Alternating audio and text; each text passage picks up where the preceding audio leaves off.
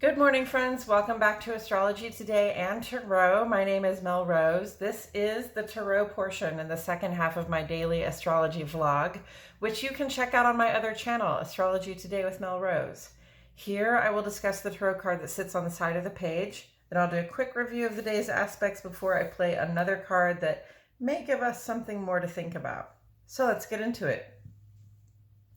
The card that currently sits on the side of the page is the Ten of Pentacles, and it is here because astrologically the Ten of Pentacles relates to the final 10 days or the third decan of the sun's transit in the land of Virgo.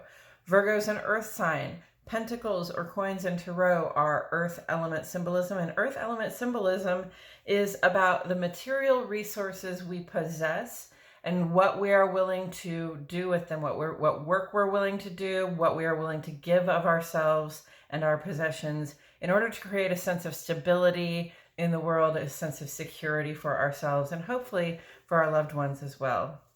And so we come to the Ten of Pentacles, and this is the 10 out of 10. First of all, it is the last numbered card in the Pentacles saga, so to speak. And so it really speaks to sort of the ultimate expression of material security in the world. This person, if you see the person in the center, sort of has their back turned to us, but it's almost as though they have been gone a while. They've just returned home. They return home to find their spouse and their child and perhaps a grandparent and some dogs hanging out waiting for them at their nice home that has, archways and ceilings and floors.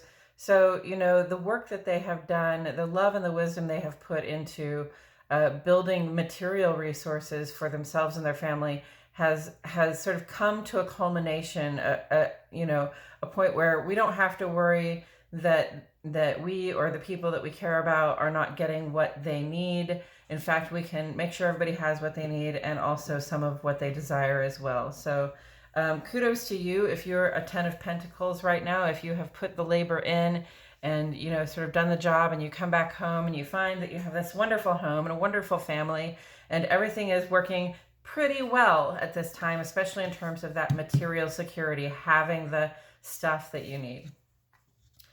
And with that said, I'm going to go ahead and start to shuffle some cards while I remind myself and the cards that the Sun and Venus are both currently in Virgo. And I like to think of them as having a pretty deep conversation right now because Virgo is ruled by Gemini. And of course, ruled by Gemini.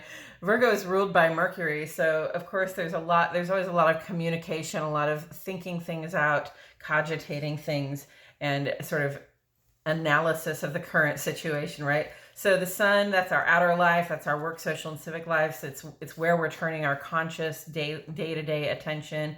And then Venus, which is really about our love and money, the romance, the stuff we invest in with our heart or with our material resources, romance and finance. In both of those parts of our lives, which are pretty closely related anyway, they never stray far from each other. We're looking around and we're saying that, our relationships and the things that we're engaged and involved in, they got to make sense to us. They've really got to represent some sort of support or security or stability in our lives, or they're likely to be really annoying and we might just lose interest. And then the moon is a waning gibbous nearly to the third quarter moon in Taurus today, going into Gemini later on this afternoon. And the waning gibbous moon, this is a time when we are sort of looking around us and thinking about what it is that we can get rid of. Okay, we've had a culmination recently, and so now we've done the reflection. We know how things have gone before, how we would like to see them going forward. And so we can make this assessment of like, okay, so these are the things I don't need anymore. And since the moon is in Taurus, Taurus is very interested in having those physical comforts at hand, those conveniences at hand. But Taurus is also very interested in, when moon is in Taurus, we are also very interested in having our spaces feel very tidy and efficient. So it's possible we're looking around right now and thinking about things in terms of like what clutters up our space, what clutters up our visual space, and what's just sort of like lingering in the closet that needs to go, whatever clutter is inefficient, right? So whatever we can let go of that will actually make things look and feel more peaceful to us, that's probably what we need to be considering releasing at this time. Moon makes sextile to Neptune early this morning at 3:47. And this is a good place to start the day because we can really just trust that sense of connection that we feel to others, trust our intuitions, our gut, and our guidance, and trust any artistic urges that come up, because Moon and Neptune is sort of like we're very much in touch with that rational clarity that's being provided to us by Neptune's retrograde in Pisces. Forgot to make these little retrogrades, didn't I? Okay. And then at 7:59 this morning, just about 8 a.m., Moon goes trine to Pluto. And, Moon and Pluto get together, and this puts us deeply in touch with sort of the things that we normally hide from view, hide from ourselves and other people, those things that we don't like to deal with about ourselves and our lives. Our fears and insecurities may arise, but that trine vibration says that it's okay. Everything is going, as well as it possibly can. And frankly, whatever comes up for us is bound to surprise and delight us in some way. Perhaps it's an old fear or insecurity that arises only for us to find that there's no reason for us to feel that fear or insecurity anymore at all. And then that's followed by 7 hours void of course before the Moon makes ingress to Gemini.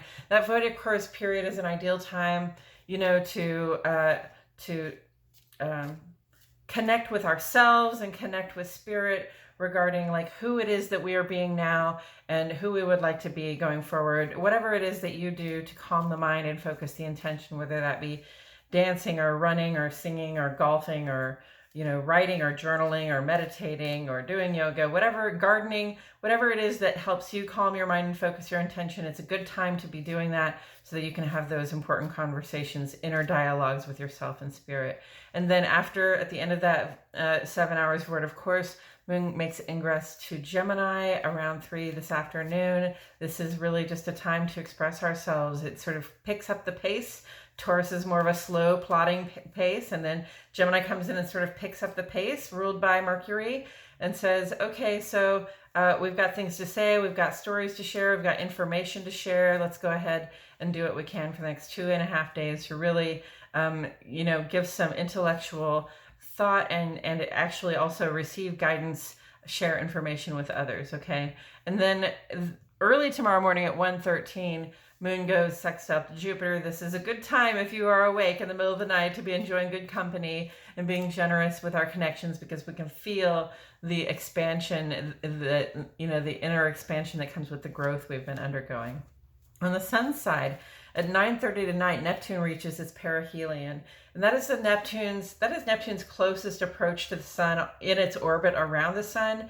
And oddly, it always happens when the sun is in opposition to Neptune. So the sun's opposition to Neptune is a matter of our earthbound perspective. Okay, this is not, we're not looking at the solar system from a heliocentric point of view. It's not about the sun. It's about the earth. The earth is always in the center of this wheel. Okay, so from our point of view, the sun and Neptune are at opposite ends of our skies. And, now Neptune makes its closest approach. So it's a little bit like, when the moon is full, and the sun's full light is shining on the moon because they're in opposition to each other, except it's Neptune. It's like a full Neptune. So the spotlight is really on that beautiful, intuitive, and emotional clarity that we've been having. Neptune and Pisces usually, points to those things that are somewhat ill-defined in our consciousness. There are things that are like dreams or fantasies or just sort of how we wish things were as opposed to how they are, so sometimes that stuff is pretty poorly defined, but Neptune's retrograde in Pisces has made that stuff really clear. And now we've got this spotlight on it. It's like, okay, we've got this intuitive clarity. We know how we think things should be. We know what our ideal circumstances for life are, and knowing that is kind of a superpower, because getting the spotlight on that clear intuitive data helps us know sort of really what our dreams are, what our bigger aspirations and goals are. So, pay attention to that and start to make your plans, your outer life plans for that Neptune perihelion. And then in the ongoing column, we have a few things going on. Mercury is in opposition to Jupiter here, while the Sun is in opposition to Neptune. And Sun and Mercury also very close. You'll never see these three very far apart on the wheel, okay? And Mercury is about our, how we use our brains, our thoughts, plans, and communications, our day-to-day functioning. And it's been in opposition to Jupiter here, while Sun has been in opposition to Neptune. And Jupiter and Neptune have similarities too. Perhaps because, Jupiter, we just talked about Neptune, but Jupiter represents that expanded idea we have of what we can be, do, and have, like the higher education we'd like to receive, the travel we'd like to do, the higher levels of business we'd like to do, that expanded experience, right? Well, Neptune is down here talking to us with intuitive clarity about, like, how we think things should be, how we would ideally have our life circumstances be. So very similar kind of vibe, especially when we're clear on what Neptune is telling us. And then, these two very personal planets, our conscious, social, expressive self, and our thoughts, plans, and communications sort of in opposition, sort of dragging their feet in the direction of those bigger, better ideas we have for how we can be, do, and have, for what we can be, do, and have. And so, that's where the tension is coming in, perhaps, where some of the tension is coming in. But these are both really well aspected. So Mercury's opposition with Jupiter is also trine to Mars. Mercury is trine to Mars, which is bringing in loads of initiative and forward motion, just this sense of momentum, this sense of drive and purpose. And Mars is also trine to Saturn, so not just drive and purpose, but a willingness to work, a willingness to try a couple of different things, a willingness to really put in the effort and the labor so that we can go toward that bigger, better idea that we have for ourselves. So any reluctance we have, there are really no very good excuses for it, because we have this drive and this initiative sort of positively aspecting it. And then the Sun's opposition to Neptune here is similar. We're dragging our feet. We just don't feel like we want to make the changes, or we feel a little perhaps as though those dreams are too good to be true, and therefore, why bother working in the direction if we're just going to be disappointed, right? Very dramatically. So, but then we've got this grand trine between Sun, Uranus, and Pluto all the way around. Uranus and Pluto, their trine is crossing that opposition with the Sun. And it says, okay, but you're going to go through these transformations. You're going to have these changes. This could be a really delightful, surprising, and lovely experience for you if you just, accept the call to adventure. If you just step positively in the direction of those transformations that are always already coming down the pike, right? So, you're in this trine, this ideal position to receive those changes, to accept them, to be open to them, to step boldly into them, and to have a new experience and perhaps a new way of expressing yourself in the world that is closer to your ideal, your best version of who you are, and your best version of who you would like to be. Additionally, Venus is still trine to Uranus, and this opens up the possibility for some really pleasant surprises, changes of pace in our love life and our financial life. Venus is about to culminate tomorrow, the square with Mars here, and that can be a really competitive time. It can also be a really creative time. It can even be a kind of a sexy time. And this trine to Uranus, while Mars is also trine to a couple of planets, tells me that square is going to be more positivity than negativity, more cooperation than competition. Or if it is a competition, it's going to be a competition that's done in good faith, so that we can, sort of celebrate ourselves and one another's achievements. And then Sun is still quincunx to Saturn here, saying we seek to withdraw somewhat from the outer life, that work, social, and civic focus of the outer life. Somewhat either grows boring to us or maybe a little overwhelming to us. And so we choose to draw back the conscious focus of attention from that area of our life. And perhaps we're pointing it back toward, like, how does our home life look from the outside? How well equipped are we for the coming colder months? How well equipped are our homes? Let's take care of some of those practicalities that we have to take care of when we, when we know the change of season is coming. Okay, and with all of that said, I'm going to go ahead and turn this card over. Four of Swords, friends. Okay, so Pentacles and Swords. Pentacles are earth. It's about material resources, what we're willing to give of ourselves in order to create a feeling of security. Whereas Four of Swords is more of, it's more of a, swords, well, swords are about our thoughts, plans, and communications. Very Mercury kind of vibe, and it's about sort of how we use our thoughts, plans, and communications. And this really kind of indicates that there is a time to sort of lay down your sword and take a break, all right? Take a little rest. And I know it looks as though perhaps this person is laid out as though they're dead for their wake. Definitely there's that connotation, like, I think of my best friend, how she used to say, I'll sleep when I'm dead. But really, that's not the attitude to have, right? We need our sleep. We need our rest. We especially need time at this time to process the intellectual information and the day-to-day thoughts, plans, and communications that we're doing, okay? Because Mercury is retrograde. So, it's not full speed ahead. It's very much likely to slow us down, give us reasons to stop and pause, and a little bit, there might be a little bit of a hurry up and wait vibe while Mercury is retrograde. And I'm saying, when you get those little moments of pause and rest, take them, all right? Do something meditative, do something that gives you some peace of mind, do something that represents a time out from the other stuff you're trying to do, okay? Because Mercury retrograde, our day-to-day functioning really just sort of slows down, and we have to be prepared to get stopped and to try to rework things, to try to make things work, to try to wait for things to work. We have to be prepared for stuff in traffic to go wrong. We just want to slow down, okay? We want to give ourselves some grace, give ourselves some time.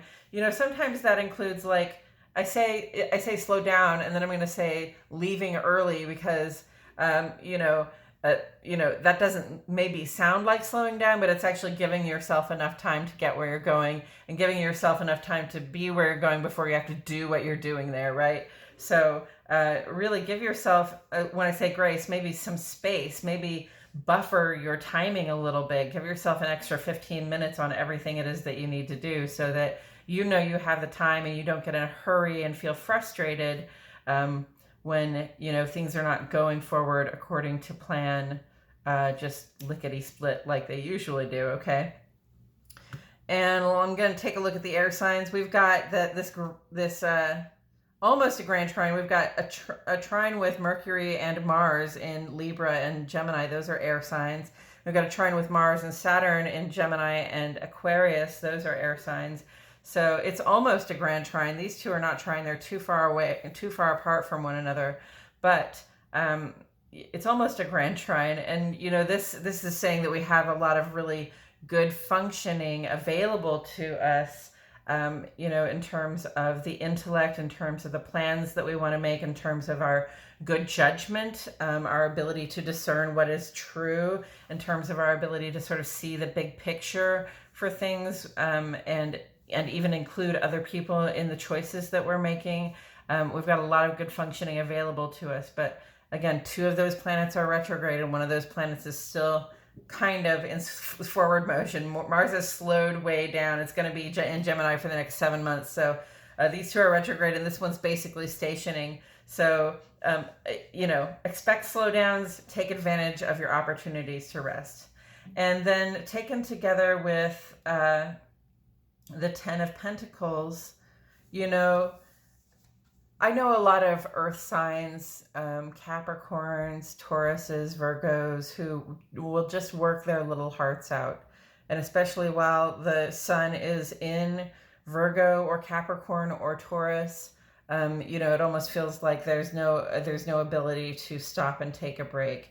And, you know, like there's no time, which time, time is of the essence. Time is an earth, believe it or not, time is an earth element symbolism thing. So, you know, sometimes it feels like, you know, we have so many tasks to do and we know we can take care of them. We feel so driven to do it that we never stop and take some moments for ourselves to get some rest, to back up, to gain a new perspective on what it is that we're doing. We're heads down and at work all the time. And so for me, this is just our reminder, like, you will still get there, okay? You will still be dedicated when you wake up from your nap. You will still be driven to get to your 10 of Pentacles experience when you know, when you're done, you know, like taking the 15 minutes out to meditate. All of this is still available to you. It won't be lost if you just take a break, especially when the eyes start to droop, right? The belly starts to grumble. You don't ignore your own bodily needs, okay? And pay attention. Give yourself a break. Give yourself some space and some grace, okay? So that when you come back to the work, you are more diligently interested in what it is that you're doing. And I believe that's all I have to say about it today, friends. Thank you so much for tuning in. I truly appreciate your presence here. My name is Melrose, and I'll see you all back here tomorrow for more Astrology Today and Tarot.